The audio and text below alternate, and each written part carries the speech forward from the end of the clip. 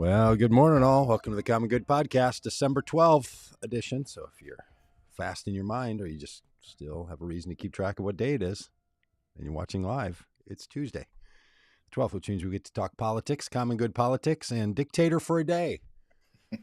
You know, Rob, a lot of the dictators I've known have wanted to be one only for a day.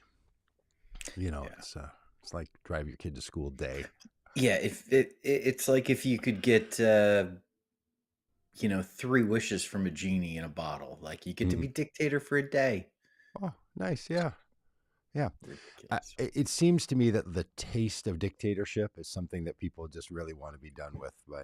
Because truthfully, when a president says what I'm going to do on day one, people ask a very serious question about this. You're only working half a day on the 21st of January when you're sworn in, because you're sworn in at noon. So are you talking about that day, that Tuesday or whatever day? Yeah. I mean, 24 hours. Is a day, is it a literal 24 hours? Mm-hmm. Is the day, an age? A period? Some period of time? Is the day just metaphorical and poetic? This is deep religious humor we're doing right here, folks. If you don't know what Rob's doing, there's a subset of people who understand the biblical narrative from the Hebrew scriptures and the notion of a creation story in days. That's what we're doing, and we could go on and on and on with it. Yes. Yeah, you know who did Adam have a belly button? Do you know who Trump should consult on that? Of course, is young Earth creationist Michael Johnson, the Speaker of the House. See what he thinks, because they got a museum over there that tells you very precisely that it's a 24-hour period, because the bees and the pollinators couldn't last. I mean, I've heard all the arguments. Hey, but we're into it too deep. We're in too sharp of a turn right into this. The Common Good Podcast, talk about politics from a common good perspective, and we start with a little warm up. Good morning to Jim. Good morning to Jim from Ventura, California. And we are started a bit earlier than we often do on Tuesdays, sometimes 9 a.m.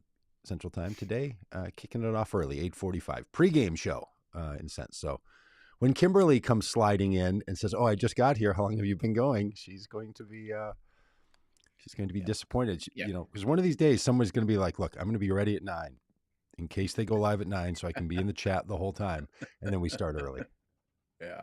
It's a real trick. Hey, weather here in Minneapolis on my weather app today said 21 degrees Fahrenheit. Outside, it is currently feels like 9. We do a feels like temperature here. I think they do that in places that are very warm as well as very cold. Like, okay, there's the temperature, but then what is that experience on human skin? It's really it's kind of a great notion. I used to mock it very, very severely, and now I've kind of gotten into it. I think we should do it on a lot of things. We should do it on pricing. Hey, how much is that thing? You're like, oh, that's $79.95, but it feels like it's about $180. Like, what's the feels like? I think if we really dig into our feels like sensibilities, this could go a long way. Yeah, I like it. Yeah, that reminds me of a cartoon I sent to a friend of mine yesterday. 2 people on a train, both looking out the window, one looking at the side of a mountain and its miserable view. It's right up close.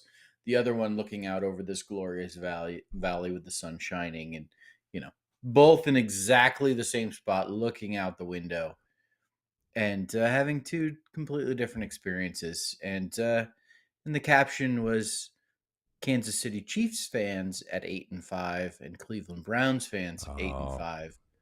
And the Browns fans are, looking out the window with happiness and joy, and the Chiefs fans not so much. Nice. And so the 8-5 feels different depending on who how does 8-5 feel to you? Yeah. Oh, 8-5 feels amazing. Yeah, it's got a feel. It's got a feels like of great snuggles. Yes. Yeah. Well, how is it? What are the cold-hearted truths of the numbers telling you they're snuggled somewhere outside of Fayetteville, Arkansas? And what are the what does it feel like to you? Yeah, hey, Kimberly, in with Kimberly only says they missing only 3 missed three minutes. minutes. Kimberly, I don't know if you were here, if within the In 3 minutes included us saying, here's what's going to happen. Poor Kimberly's going to try to get in early so she can be for the whole thing. And then we started even earlier. So hit the rewatch button on YouTube, and you'll have a chance to watch again. So hello, Kimberly. Good to see you in the chat. Yeah, I don't know what the numbers are. I'm not Hmm. a big weather report kind of guy. Okay. Seriously, I Just once a sometimes week on the Tuesday morning yeah, this is about holiday it. podcast. Sometimes I'll ask the AI in my phone, whose name I'm not going to mention right now because I don't want her to Oh. begin speaking. And I don't know. It's nice out. It's sunny. It's kind of chilly. What's You it know, feels like to you? What's it feel it like? feels good. It's good. Feels good. Yeah.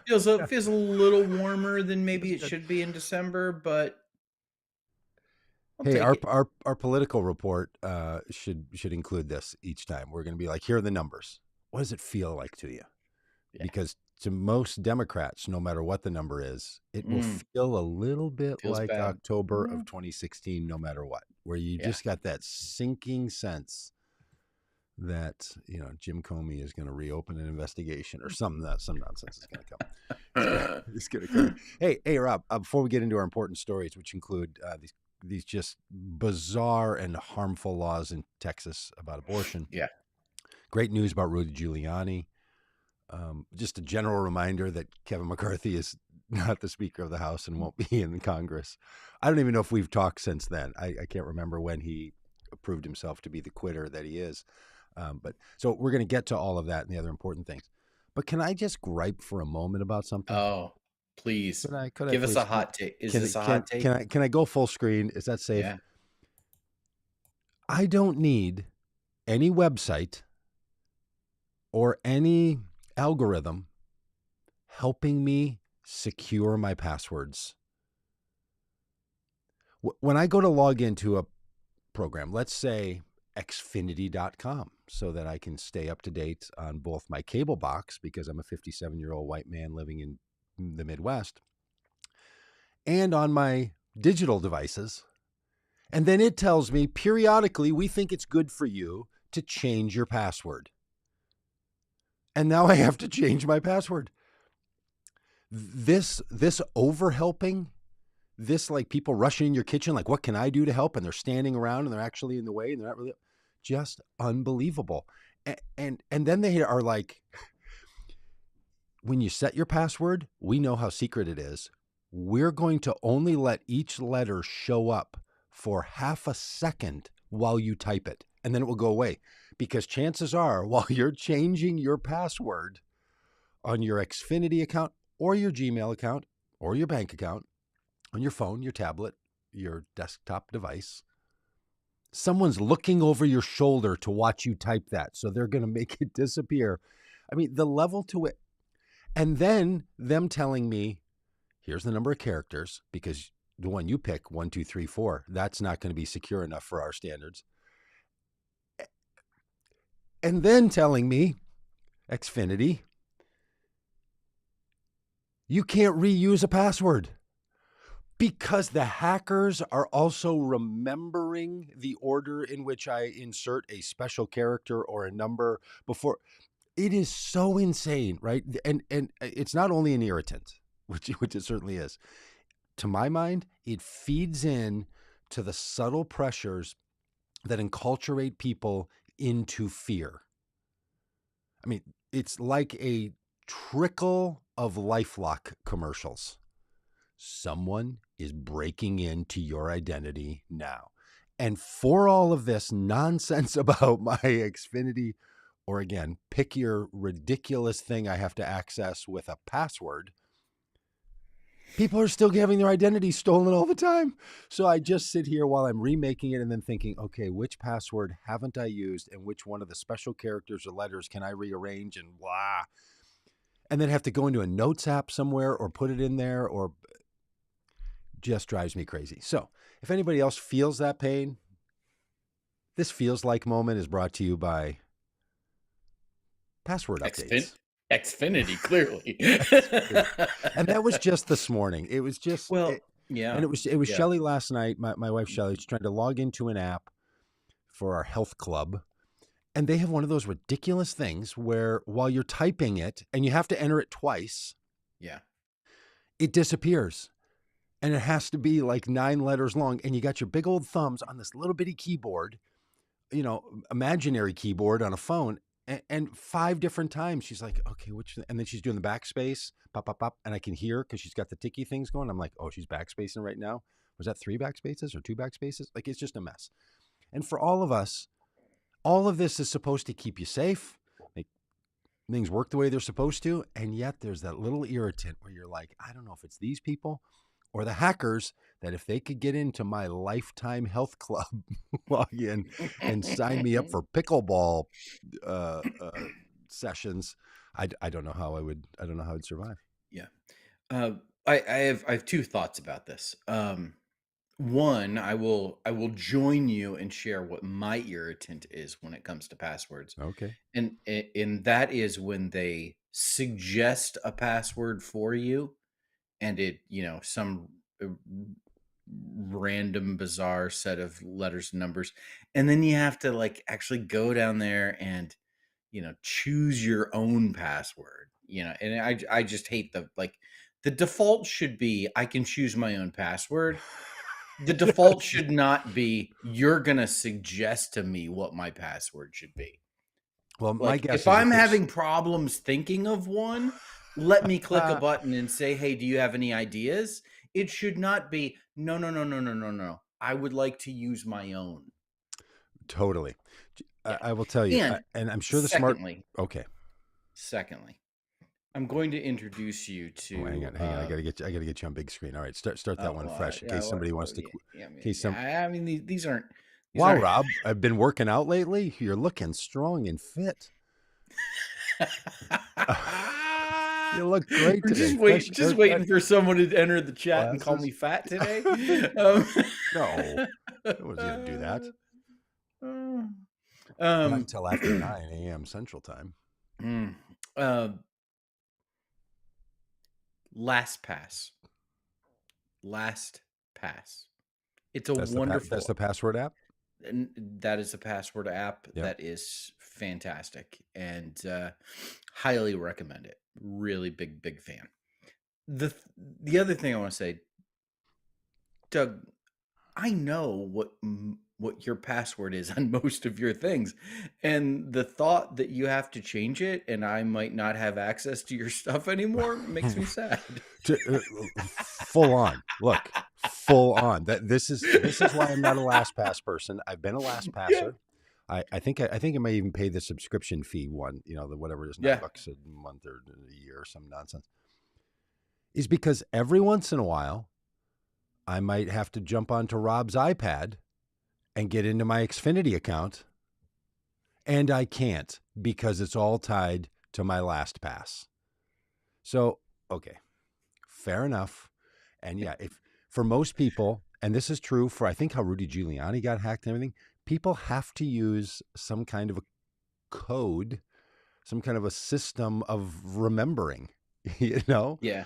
Are you a fan of anniversaries, something? And it's how they got into Sarah Palin's account. It's how they got into Donald Trump's account. Remember Donald Trump's Twitter account password was like MAGA 2016 or something. Yeah, I'm a dumbass 2016. Yeah, totally. And they just cracked it in a minute! ! But he did misspell dumb, so that was how. It took him a little longer. The silent B wouldn't know me. How do you feel about two-step verification? Look at Jim's great comment. I'm a dab speller, so my password's always wrong. Jim, thank you.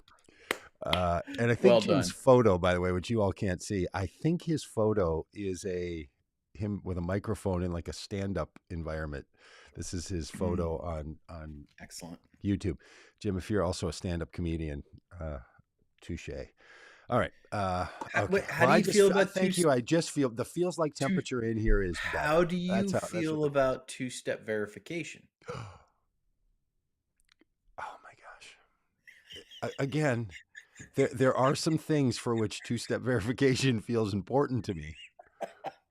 Just none of the things I log into, including and then a warranted device that. tells me, Yeah. we have now sent a message and you can open it on DP iPhone or Studio iPad. Open your YouTube Google, yes, app. YouTube. Mhm. Yes. And I'm like, okay, thanks a lot. Fortunately now Yeah, I've got it. I've got the sometimes rhythm. I take it as a moment of Zen and I just pause yeah.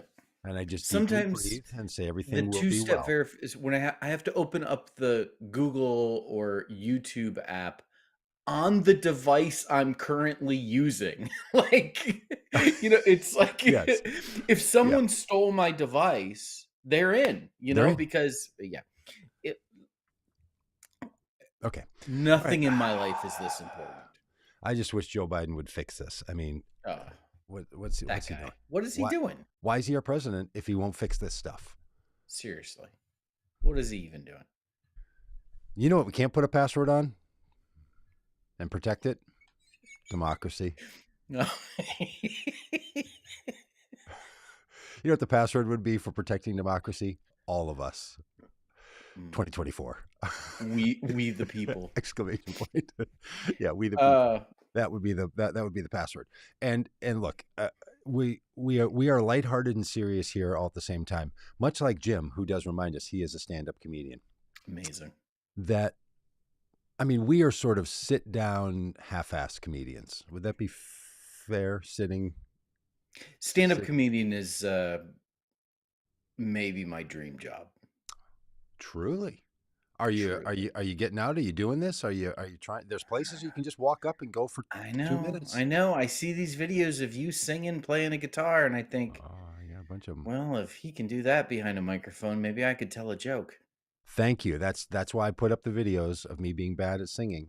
I have one to put up today. I need to clean it. Now you I know where don't I am on listen this. very long. No, I know you don't. I know you don't. You know why? Because I hide little gems in there, Rob. I hide little gems. I'm Oh, like, anybody watch this and do this thing, and then you never do it. So I'm on to you. I oh, am. I am. you're Oh like yeah. that professor who puts the little note in the Mm-hmm. syllabus or something, or the Mm-hmm.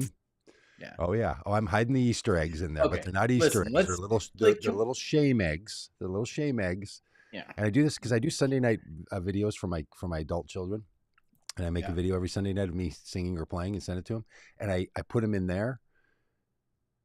And fortunately, this week one of our kids, and you shouldn't say you like some kids more than others. We all know this, and so you don't name names. But it was Ruben, who then said tacos. Because in the middle of a little thing I was doing, I said, "Hey, just let me know what you had for dinner tonight if you're still watching this."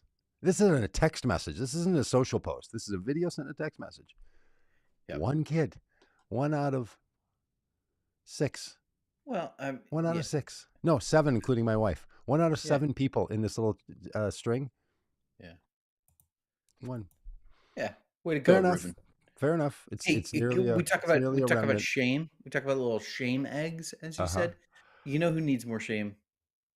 The Rudy shameless. Giuliani. So, can I read a Yeah. little bit from an article? This is just some amazing stuff. So, Rudy Giuliani, his defamation lawsuit that's been brought against him by Ruby Freeman and Shay Moss, who were the poll workers that he defamed. Um, he has already been found liable for this. Mm-hmm. Mm-hmm. And Doug, I don't understand. Like, listen, I'm not a legal expert. Mm-hmm. It No. feels like the Trump court case that's going on right. Well, one of the Trump court cases, the New York Trump case, Mm-hmm. court case, it's going on. It feels like this is like a like a penalty hearing. I don't like a like I don't know, because he's already been found liable, and then Right. we have the same thing here with Rudy Giuliani. He's already been found liable. Like, so I don't quite exactly understand what these court cases are all about, Mm-hmm. but um, At the risk of Doug explaining it to you, I will let you keep going. this from an article at Media's Touch. Giuliani drew the ire of the judge when he skipped a pretrial hearing recently. Yeah. He then followed that up by showing up 20 minutes late today for the start of jury selection. After going through security, he had to be reminded to buckle up his belt on the elevator. Buckle up, Rudy. They're about to And then there's depants you in the Giuliani courtroom. finally got through security. His belt was still undone, hanging at his waist. Someone just told him he fixed it in the elevator. Like, this guy, the wheels are off with this guy. Apparently, his attorney said that Rudy's lawyer, Joe Sibley, said that not all the terrible things that happened to Freeman and Moss after the election could be directly tied to Rudy, since he didn't ask people to make racist and violent threats. He then said if the jury awarded the plaintiff what they asked, it would be, quote, the civil equivalent of the death penalty, and, quote, would be the end of Mr. Giuliani.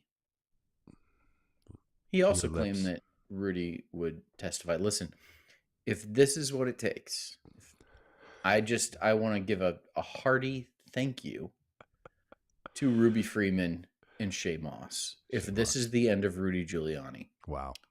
Thank you. Thank you. Thank you for your service. That's right.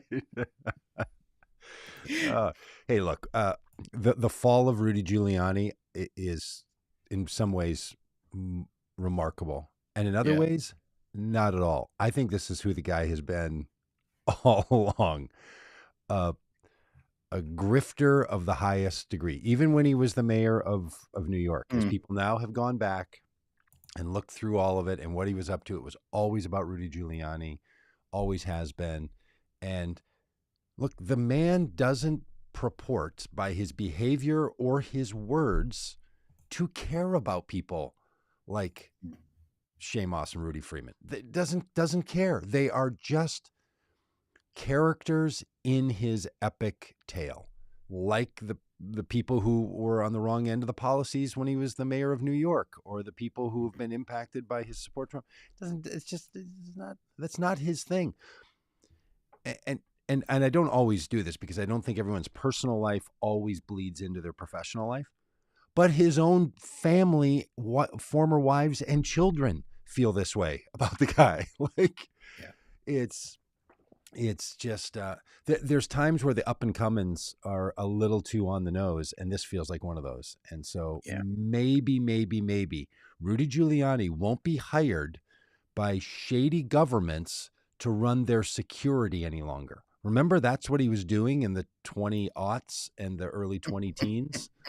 He was like an international consultant for security. Like that was his business, this guy. Farewell, Mr. Giuliani. And, but you know, when I was having to type his name into today, I was realizing, wow, that is just a creative spelling to Giuliani. Had he ever become president, that would have been hard for people. Yeah, we all would have had to learn it. It's a word scramble. I mean, you think Barack Obama threw people off? Try it. Ask an average person on the street to spell Giuliani. That's a heck of a name, and kind of cool looking, actually. That just the letters in the name. Yeah, I mean, if you didn't have it attached to a person and knew that it was a last name, and you just saw that collection of letters, it'd be like, well, look at that. It's like a complex Wordle guess. Well, Rob, hey, can we talk on a more serious note here about what's going on in Texas? Because this particular case that has a face and a name of the Supreme Court in Texas saying that a woman's seeking of terminating a pregnancy that will cost her her health, her future fertility by doctors' claims, maybe even her life, and that the fetus, developing fetus, is not going to survive. Mm-hmm. And they still said this doesn't reach the exceptional level for the health and life of a mother. So she is now had to leave the state of Texas in order to secure the abortion that's going to save her life. And this feels a little bit like those, like the Terry Schiavo case. Do you remember that from way back in the Bush years, where there was like a person who you could see. In fact, I think there's even a CNN something or an MSNBC special about Terry Schiavo. And as soon as I heard that name, I was just like instantly sort of back in it. I don't know. It has that kind of vibe because this person doesn't look like what a lot of people think about when they're being all judgy about people who are seeking the medical practice of an abortion. And it's right in the heart of the very story that people have been talking about why that abortions at stages of 20 weeks or something like this are not random events of people just randomly deciding they don't want to be pregnant. That doesn't happen. And this is I don't know, it seems to me from the things that I read and all that, it's as medical as you can get. And yet Texas has said no. And she had to leave the state. Yeah. And it's just. Yeah, it's infuriating. And and this is, I was born in 1975, a couple of years after the Roe decision. So this is the first time in my lifetime that I have, I will now have memory of someone having to ask the court to be allowed to get a medical procedure that they need. I mean, that is like that. Allowed? You remember when when the Affordable Care Act was being debated and Republicans were all taking aim at Obamacare, and remember, their fear and their threats of, well, there's going to be death panels where you have to go before some that. Yeah. have to go before some government body and let them decide whether you're going to live or die. Yeah. And Republicans just, had this whole death panel thing that they would talk about. Is the Texas Supreme Court not a death panel at this point? Wow. Nice point. Why does this woman should not have to go before a government body to get permission to do what she needs to do for her health care? It is infuriating. It is. And tragic. Her name is Kate Cox. And in some ways I don't know the best way to talk about these things. Like, is it the Kate Cox case? Is that the best way? Because that can make it, that can make something feel very particularly specific. Like, oh, well, that one case. Yeah. She's chosen to be, Kate Cox says, to be public about all this. And she's chosen to be somebody who wants her case to be Doug, heard and known by others. So she's publicly chosen to step out and take photos and tell her story and file lawsuits. And she could have just left the state, but she's trying to identify something. So it's this difficult thing, right? Where when does the Eve in the story represent humanity, and when does the Kate Cox represent just Kate Cox? This is the interesting and for a lot of people troubling piece of all this. And the amount of bravery that she has for coming forward and being public is really something. Doug, in a very small way, you and I have both experienced some of the vitriol that can come your way, especially from the so-called pro-life movement. A few years ago, I had an op-ed published in by Time on their website about how evangelical Christians, particularly pro-life Christians, should vote for Joe Biden instead of Donald Trump. And the death threats, hate mail, that I received for that was overwhelming. I can't imagine what she must be experiencing right now. And probably will, knowing this group of people and what they're willing to say. And these calls would all start with, somehow they got my phone number, and they would all start with, I'm a Christian, I go to church, and they would end with me being cussed out, and the most vile language, and wishing death on me and my family.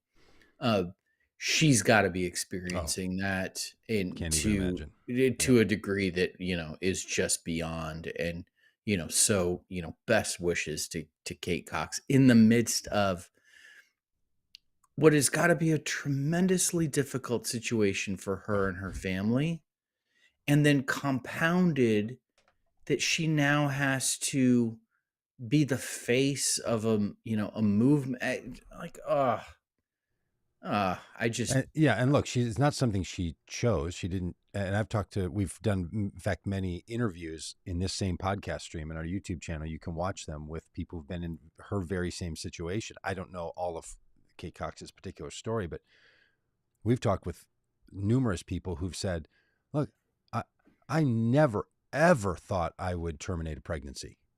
yeah, And then the doctor said these words to me, and driving home, my husband and I were like, what are we going to do? So that is likely her situation. So she had to pivot, as you say, in the midst of all of this deep, heavy crisis, to also choosing to be a public person and to let her story be out there. Yeah, it is truly something. And I'll tell you, Rob, I mean, I've been on the receiving end of those phone hmm calls yeah, I as know. well. And hmm for people who haven't, mm, there's something quite, to me at least, there was something always quite revealing about those kinds of calls that you would get on particular topics, because you could almost hear the thought process develop. You could hear them ramp themselves up through a series of statements. And because you have it on a recording where you're not saying anything, obviously, it's just a, it's just a yeah, presentation on their behalf, that they start, hi, I read this thing, like it sounds normal, and then it ramps up, and then it reaches a point where it's just boiling, yes, and then we'll often end with a goodbye or something, like, right, yes, like yeah. there's a, Have a and nice day. yeah, and you realize that there's this, we all go through this pattern in our thinking, that we're hearing ourselves, and that's riling us up. And to the degree that someone should or could extend some empathy to the person with those views, and realize, look, you are trapped in a thought spiral here, Yeah, and you're yeah, trapped in a narrative frame, that the only thing you can do is become the kind of person you didn't want to be. I have mhm, received numbers of those calls, reached out to those people, and very often, on many, many occasions, people would say, I'm really sorry for what I said. And it's not because they heard me and changed their mind. They were regretting it the moment they hung up the phone, right? yeah, Like, this is what issues like this do to a lot of us. mhm, Someone gets bird doggy about tracking down a phone number or an email or something, then they send this thing off. And then you can almost see that, you know, you can almost imagine the regret then after hitting send or hanging up. And then they're in a spiral, and then they receive a message back from you somehow, and then the person's like, okay, now I'm in. And it's that shame narrative that I'm telling you is the mm, thing that locks in people on those positions. People yes, do and say things that are so outrageous that the choices they have are to apologize for it and pull back, or lock it in and prove to yourself that you were right all along. And mhm, look, in the religiously informed part of the pro-life movement, that is a huge problem. These are people who think any movement away from the position they hold is somehow a blasphemous act of religious insincerity and violation of God. I mean, the number of times, and Rob, we've heard it over and over, and as you say, Kate Cox is probably hearing it now, and maybe yeah, those of us in conversations with family or friends. People will at some point invoke, you will stand before God and God will judge you. That is in there. That is always mhm, in there somewhere. yeah, And so you realize these people are like fearing God. mhm, That's the driver of so much of this. And often I think, this is my own interpretation, their own pushing their view on you is their way to try to create some umbrella of cover for whatever judgment is going to come down, that they won't be found guilty because they spoke out against it. There's a lot of this. This happens in any social justice movement, whether it's invoking God or something else, like, hey, I'm going to clean my conscience by saying something or doing something. And to the degree that any of us, this is my little pastoral advice for the day, Rob, to the degree that any of us are saying or doing something because we're trying to assuage our responsibility, so we are not guilty of what our nation is doing or what the laws are that exist, if we're doing it because we're covering our own asses on this thing, just recognize you're doing something additional to making your point, sharing your ideas, trying to persuade someone. You're in a posture of which you're thinking about yourself in this moment.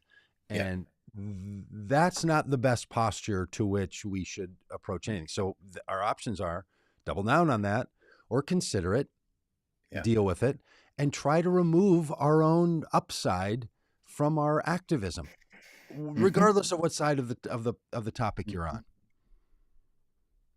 Yes. Oh, yes. This is a tragic situation. It is.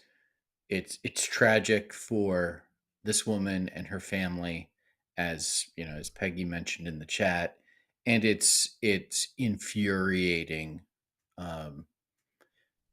There are people older than me who remember this.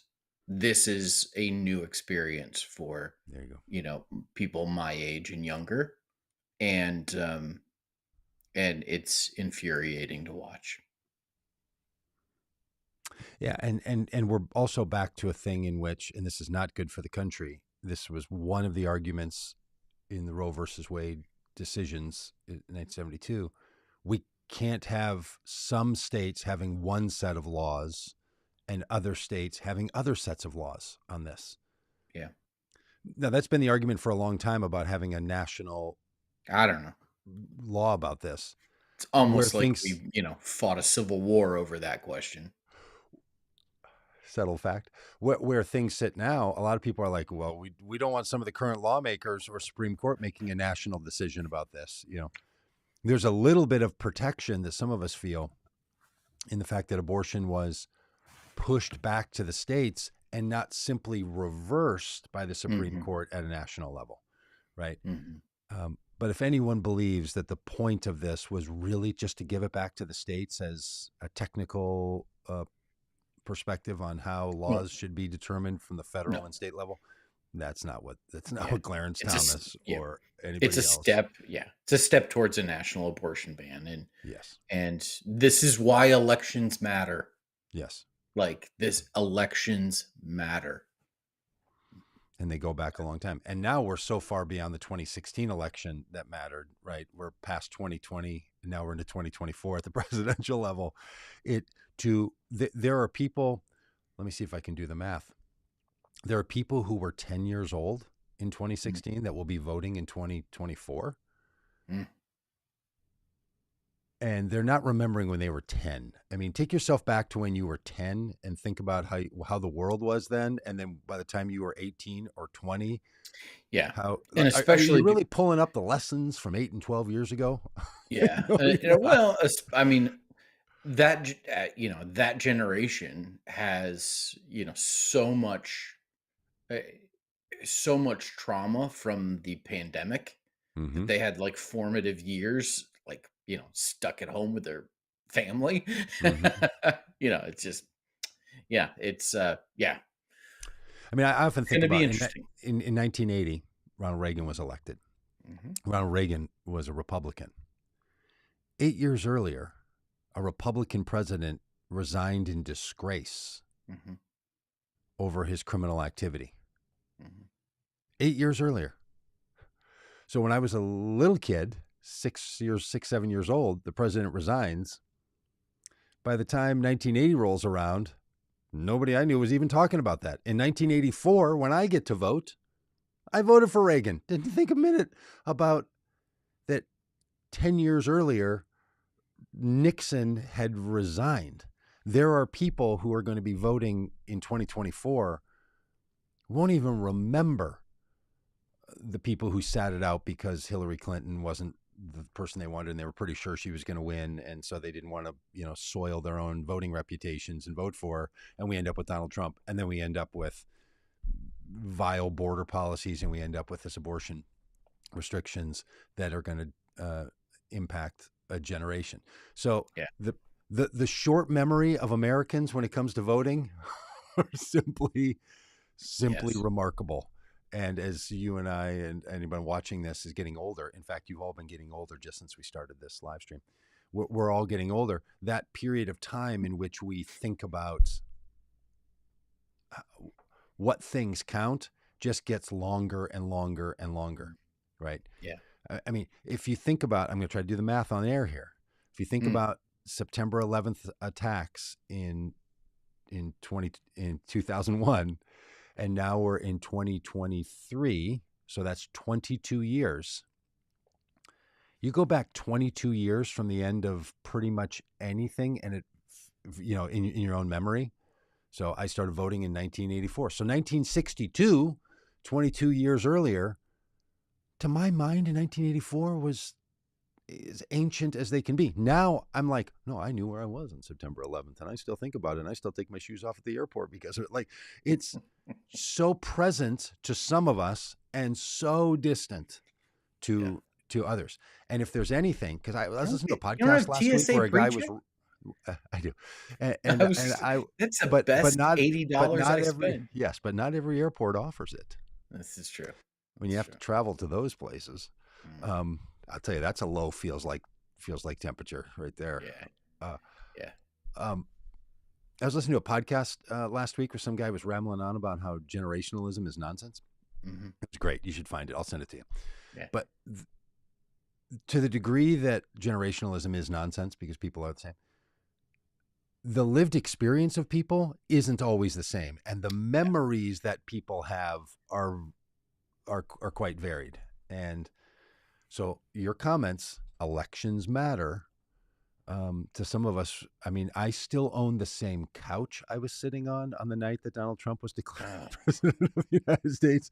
Some people are like, wow, life, boy, can't you let that go? And I'm like, yeah, no, probably not until I sell that couch. Probably should have sold that couch. A lot of things happen sitting on that couch. I mean, just sort of as a marker of it's time to move on. It's time to move on. Let's talk about another story. How much of your primary furniture do you still have from 2016? This is a question for the chat. Your primary furniture, I don't know, bed, couch, kitchen table, whatever, like the stuff you use all the time. How much have you still got from 2016? How much of it's been refreshed? I think the bed's been refreshed. The couch is still it. I think the couch is the same. Maybe not. I don't. I'm not in charge of the furniture at our house. Or paying attention to it. Yeah, I understand. Yeah. Well, I'd love to see it in the chat. All right. Boy, apparently I had a lot on my chest. Yeah. Yeah. Hey, we've got some breaking news, Doug. Do we have a breaking news? I'm just going to push a button on this. Nope. There we go. Breaking news. Governor of New Hampshire, Chris Sununu, is going to endorse Nikki Haley for president. All right. So they've determined she's not going to win Iowa. Let's pivot everything we can. This is all part of the pivot to New Hampshire in December plan. Yep. Which is, I mean, she wouldn't be the first candidate to do that, but I mean, this strikes a blow, perceived blow to Donald Trump, who did not get Kim Reynolds' endorsement as governor of Iowa, and now does not get Nikki Haley's, or does not get Chris Sununu's endorsement as governor of New Hampshire. But Chris Sununu has been, I don't know, one of those team normal kind of Republicans at times who frustrate all of us because of the way they are not normal, like Liz Cheney and the others. But Chris Sununu has been kind of more rational, and so I don't know. We'll see if it has any impact on the Yeah. presidential election or not. But I think it will, and it could go two different directions. One direction is that reasonable people start to say, "Hey, maybe we should give another look at Nikki Haley when it comes to the primary." And enough of those people that happens, and it creates a real challenge for Donald Trump as a frontrunner. The other is all the people who are like, "Of course, the establishment people hate Trump," right?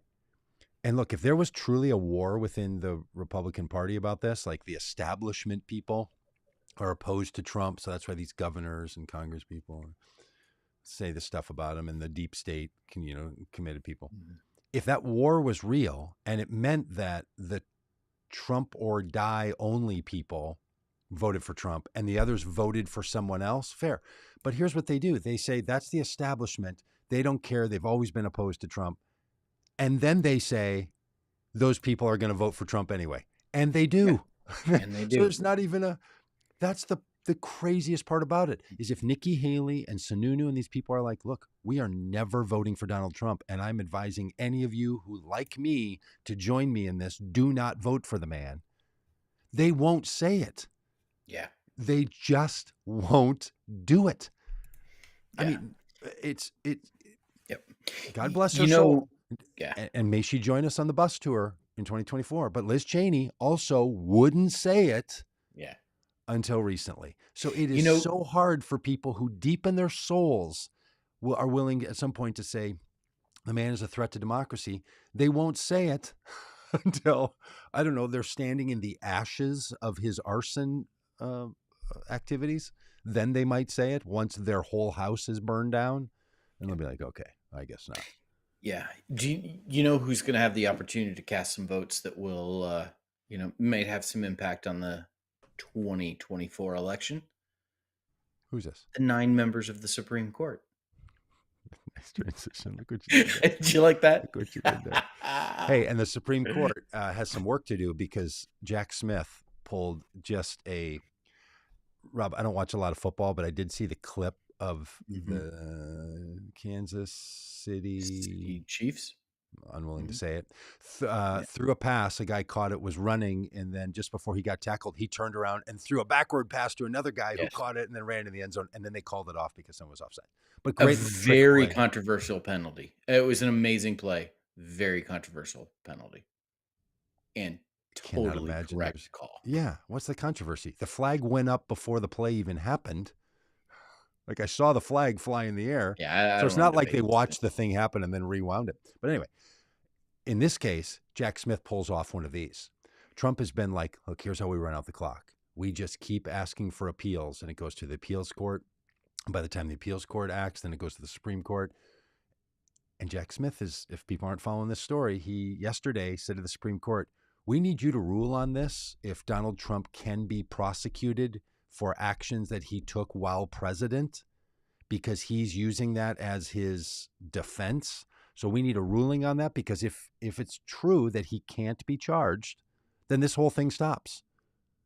If Donald Trump believed that he can't be charged, he should want the Supreme Court to rule. Trump should be like, the Supreme Court's going to rule on this. It's clear I can't be charged for these crimes because they're a part of my official duties. So done. Let's let the Supreme Court act on this, and then I'm vindicated, and I walk off, and that's it. And I'll be swearing in on the 21st of January, 2025. Right? That's what he should be doing. He's not, because he's pretty sure the Supreme Court is going to say, yeah, you can be prosecuted for things that you did that weren't a part of your official duties, especially election-related things, which are not part of your your presidential duties, which is why you can't do them from the Oval Office. Do you have confidence in the Supreme Court's ability to make this decision? 100%. 100%. Yeah, no, for sure. No doubts. And so if they don't, I will be. A third of this court was appointed by Donald Trump. Yeah. I know. But they're not. Take a deep breath. They're not actually then hired by him as his employees to do his bidding. That's not how any of this works. justices and judges who are appointed by people can rule against them, and they do all the time. And the Supreme Court has shown that it will, and has, and it said we are willing to take this thing up.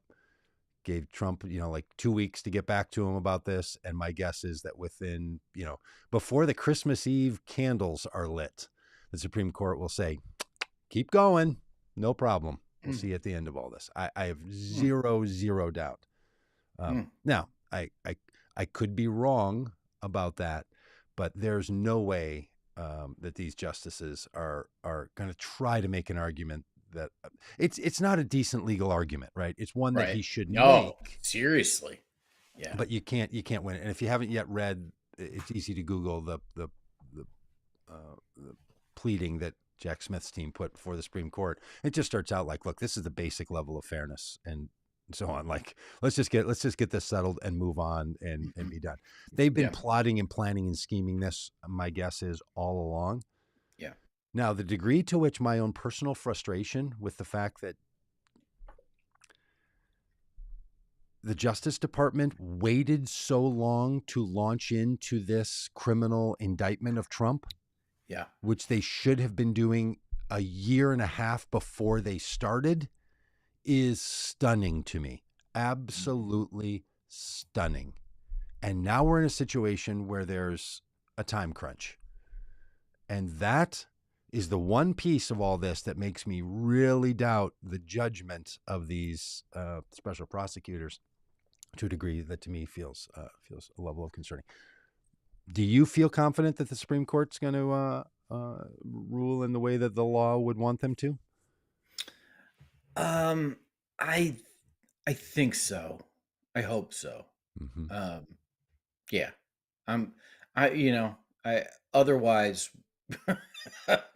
Otherwise, he might end up being dictator for a day.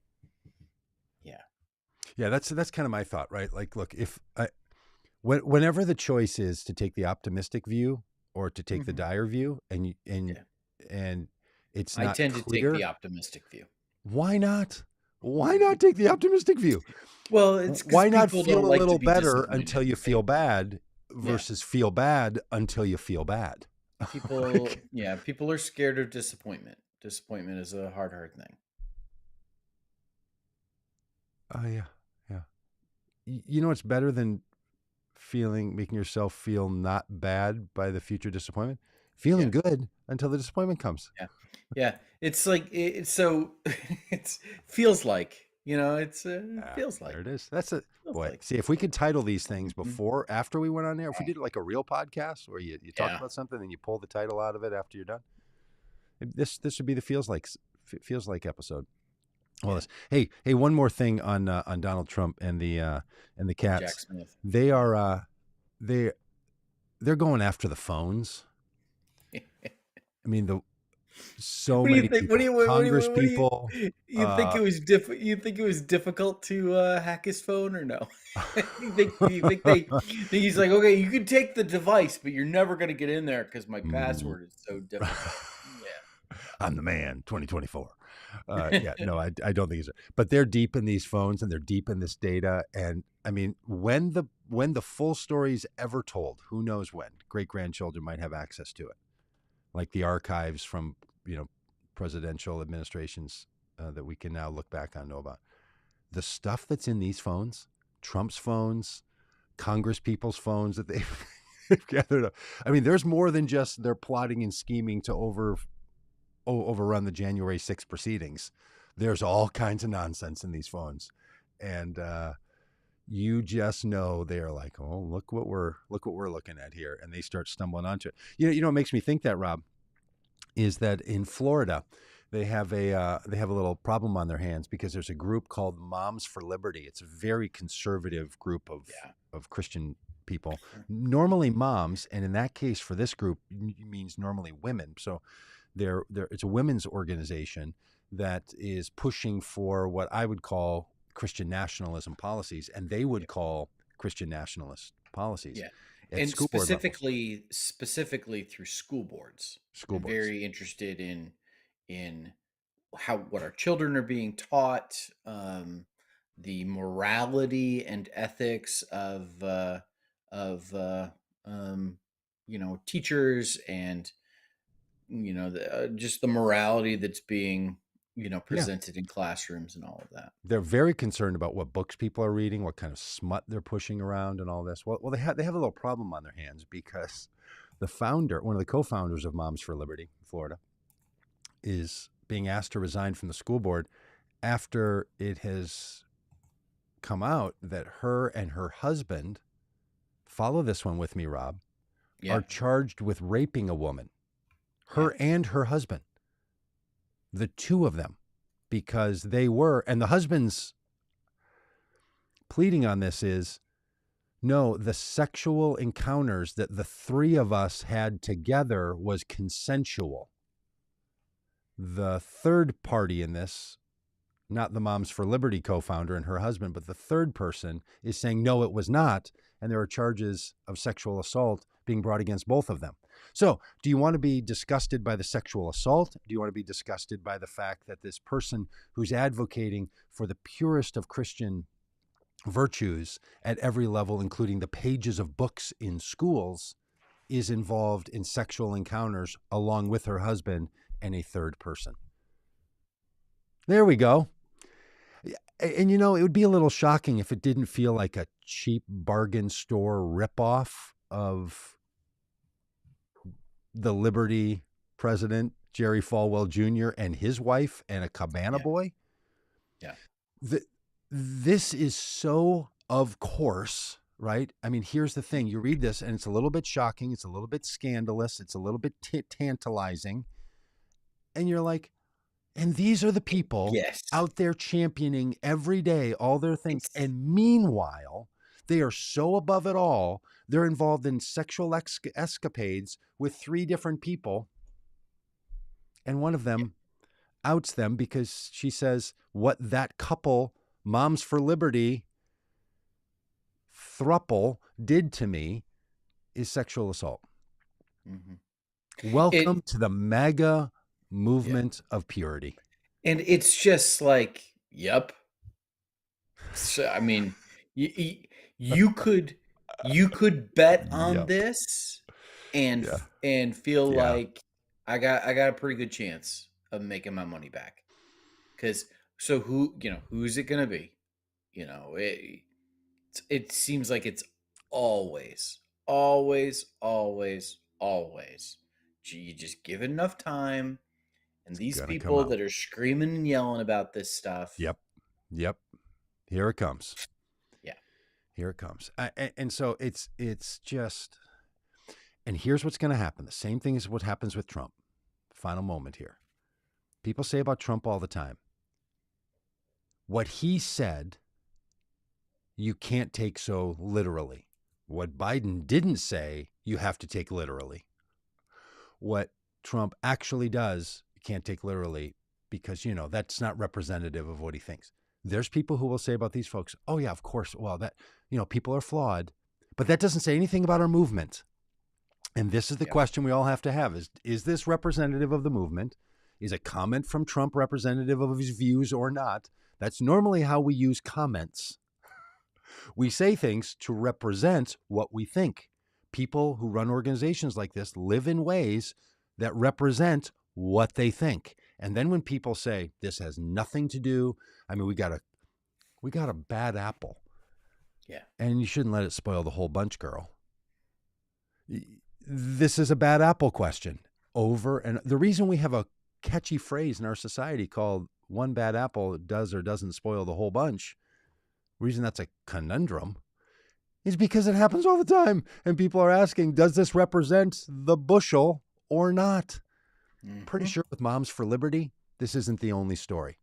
And if she gets all George Santos about it, this person, I can't even remember her name now, the co-founder of Moms for Liberty and throuple participant and now accused sexual assailant, if she starts spilling the beans, my guess is this isn't the only one. It's like being a dictator for a day.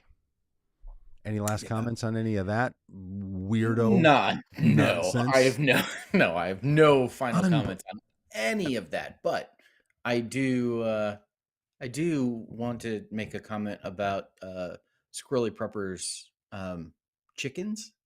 I hope they're Oh, okay.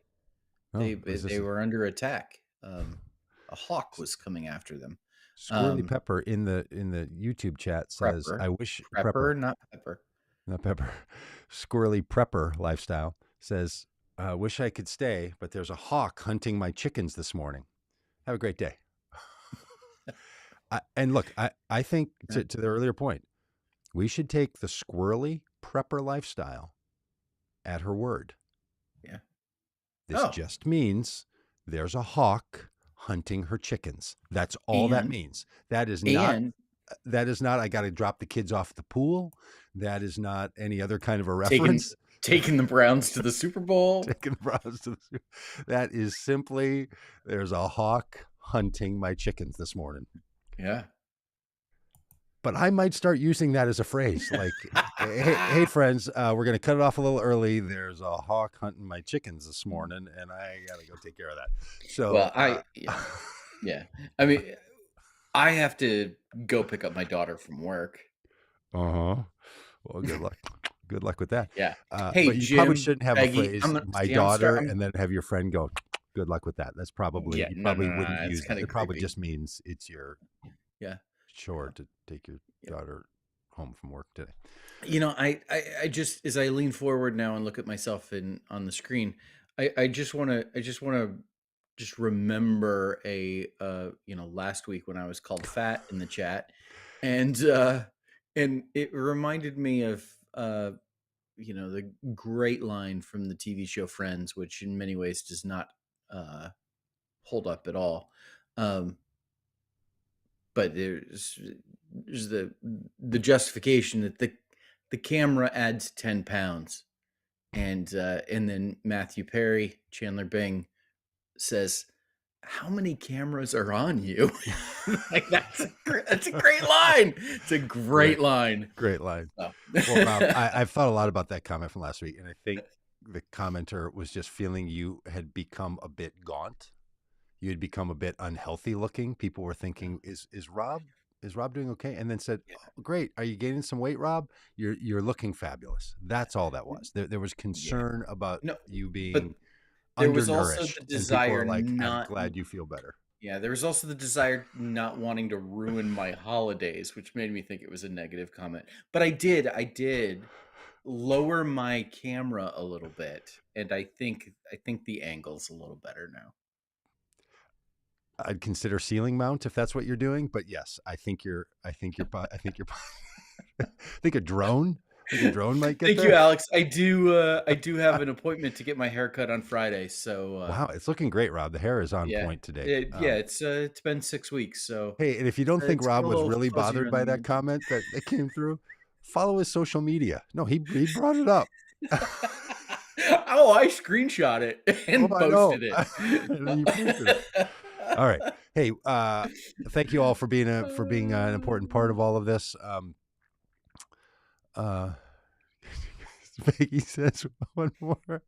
Okay, one more thing. I have to set my alarm to remember things. Any suggestions? What time I should set my alarm for to catch you guys? So far, it's not working. Okay, look, this isn't complicated. On Peggy, Tuesdays, sometime around 9 a.m. Central, might be yeah, 15 minutes before, might be 15 minutes after. On Wednesdays, typically 9 a.m. or 10 a.m., depending on our guest. Thursdays, if it's every other Thursday, then it's 8 a.m. Central Time. Every other Monday for Red Hat, Blue Hat talk, it's 11 a.m. Central Time, sometimes give or take 10 or 15 minutes. So that's it. Peggy, perfect. you got Yeah, that? perfect. Is that Yeah, clear? got When it. you set up your calendar reminder, see if you can set one up that has Yeah. every other Monday, sometime around this time, on Tuesdays, normally this time, Mhm. on Wednesdays, this time, and every other Thursday, this one, All right. and then random ones. So that's how we keep track of it.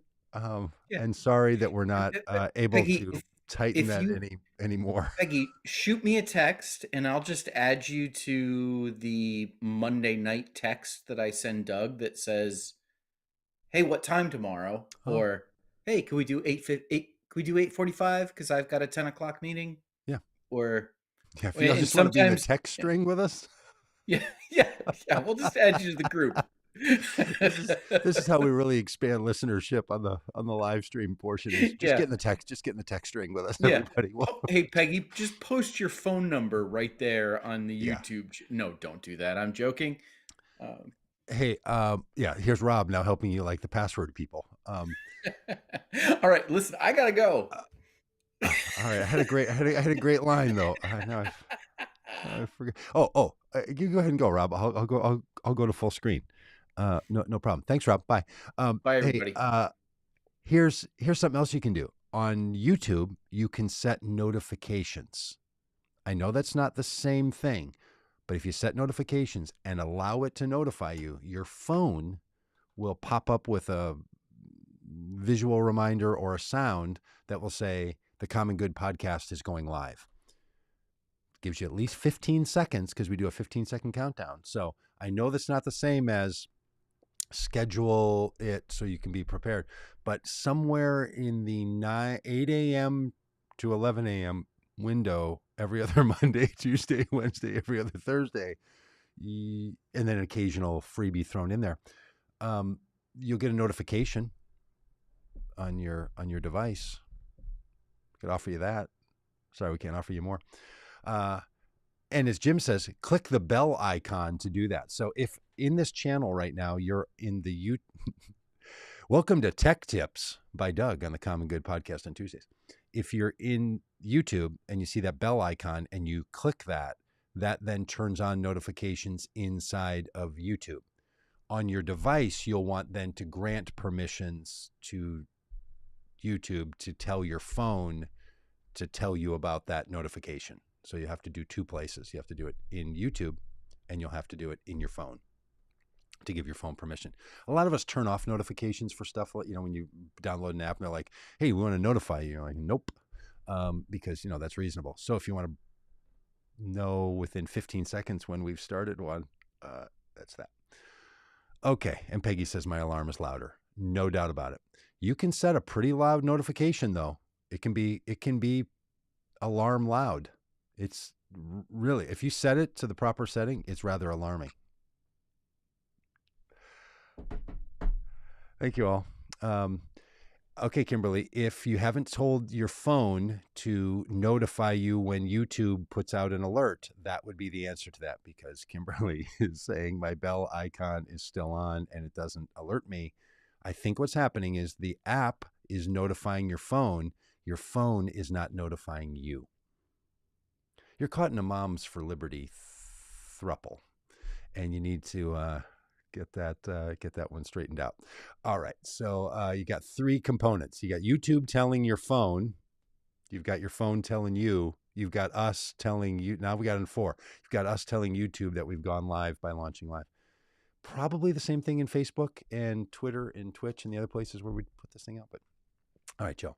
Hey, thanks for being a part of the Common Good podcast, and do all you can to take care of yourself, take care of somebody else when you can, and vote Common Good. See you around.